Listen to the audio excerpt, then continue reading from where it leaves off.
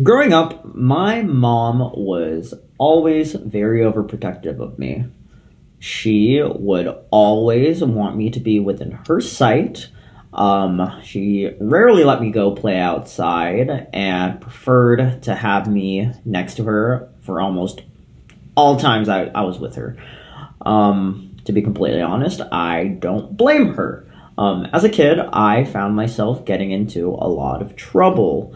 Now, I wasn't like a bad, rebellious kid. No, I was just a very clumsy kid who would just find themselves in the most precarious predicaments, so to speak.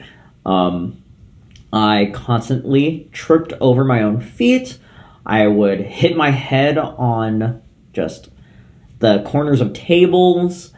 There were many times that I would just run face first into a screen door thinking it was open, but those things are very clear, especially when you wipe them down with Windex. Yeah, I would just run face first into those, and yeah, I would just, long story short, I would hurt myself a lot.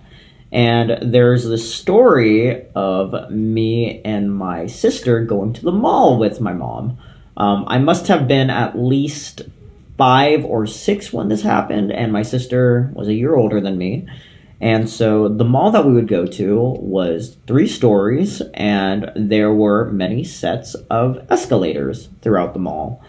And whenever we would go, me and my sister had this game of closing our eyes on the escalator and jumping right when the platform or the escalator steps flattened out onto the platform. We would wait until we could feel it and then jump off.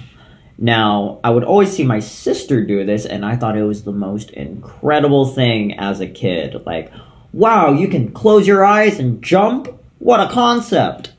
So I asked my sister if I could have a turn and try to do it. So she instructed me to close my eyes, and when she said go, I was to jump onto the platform. So the next time we went down on an escalator, my mom was standing behind us, and me and my sister were standing in front of her on the escalator. And again, we were going down, and so my sister whispers to me, "Okay, close your eyes, and I'm going to tell you when to jump." So I closed my eyes, and I could have sworn that I heard my sister say go, but turns out she didn't. We were actually not even close to the bottom of the escalator. We were maybe like a good quarter of the way through. So yeah, there was a lot of feet going down, and I happened to jump. The next thing I remember was waking up in a JCPenney's with a store employee wiping blood off my face.